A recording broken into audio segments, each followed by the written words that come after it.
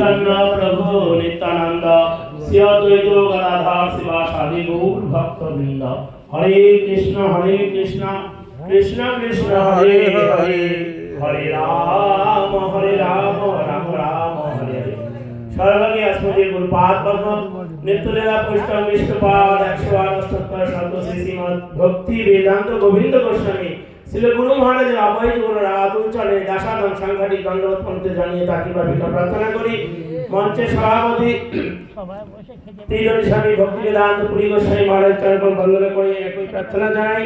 उपस्थित धामेर भूषण স্বরূপ তিনন্দি বা সন্ন্যাসীবৃন্দ ব্রহ্মচারী মণ্ডলী সবার সভা ধনকারী শত্রুমণ্ডলী মাতৃমণ্ডলী হইয়াছেন হইবেন প্রভুর যত দাস সবার চরণ বন্ধ জানতে করি দাস।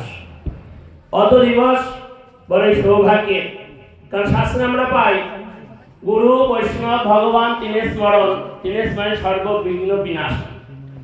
জীবের বদ্ধ জীব তা কি বলেছেন যে যস্য প্রসাদাৎ শ্রী ভগবৎ প্রসাদ যস্য প্রসাদ অন্নম গতি ন কুতপি ধ্যান সমস্তস্য যশ শিশন্দং বন্দে গুরু শ্রী চরণারবিন্দ।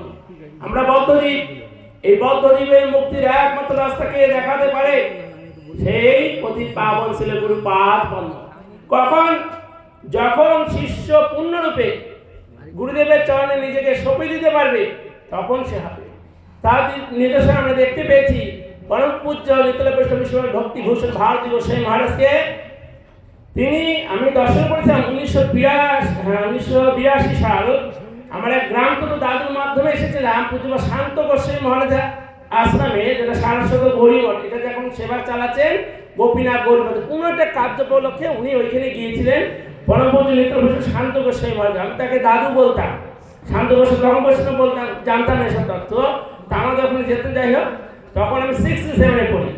আর এই অতিমত যে মহাপুরুষ যার শুভ আবির্ভাব তিথিতে আজকে এখানে আসতে পেরে নিজেকে ধন্যাতি ধন্য মনে করছি, সেই পরম পূজ্য ত্রিজনী স্বামী নিত্যলীলা পরিচালক ভক্তিভূষণ ভারতী গোস্বামী মহারাজ 1925 সালে মেদিনীপুরের অন্তর্গত মহিষালী গ্রামে পিতা বৈকুণ্ঠ প্রামাণিক মাতা বিদ্যাধরী দেবীর কোলালে করে তিনি আবির্ভূত হয়েছিলেন। এই বদ্ধজীবকে back to God back to home is the message of Gaudiya Math, এইটাকে কানে ঢুকিয়ে দেওয়ার জন্য গুরু বৈষ্ণব কেন আসে জগতে? এই বদ্ধ জীবগুলোকে মুক্ত রাস্তা দর্শন করানোর জন্য। কিন্তু আমরা এতটাই অভাগা, সেটাকে আমরা বিচার করে নিতে পারি না, কারণ আমাদের সংকীর্ণ মনটা তো প্রসারিত নয়।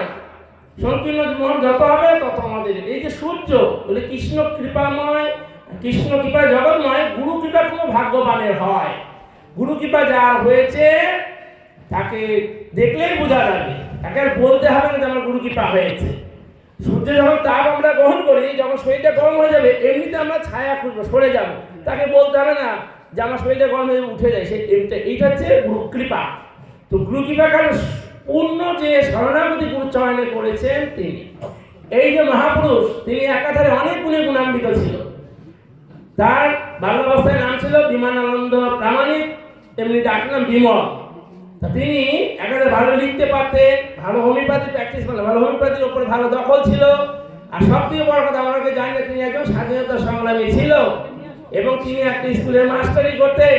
তিনি অরুণগিরি গোস্বামী মহারাজের কথা শুনে তার চরণ আশ্রয় গ্রহণ করলেন। তার আগে তিনি স্বাধীনতা সংগ্রামীতে ও তাদেরই গ্রামের একজন খুব সম্ভবত অবিনাশ না অভিলাষ, যাই হোক ওই মাইতি বাবুর আন্ডারে তিনি একটা দেশের কাজেও অংশগ্রহণ করেছিলেন, এগুলো আমরা জানি না। তো যাই হোক সময় তো সংক্ষিপ্ত, আমি আজ তার চরণে এই প্রার্থনা জানাই যে আপনার সেবা আদর্শে কোনো একটা গ্রহণ করে এই জীবনের শেষ দিন পর্যন্ত যদি গুরু বৈষ্ণবের সেবা করে যেতে পারি, তবেই এই মনুষ্যদেহ ধারণ করা সার্থক, নতুবা নয়। বাঞ্ছা কল্পতরুভ্যশ্চ কৃপা সিন্ধু ভয়েবচ পতিতানাং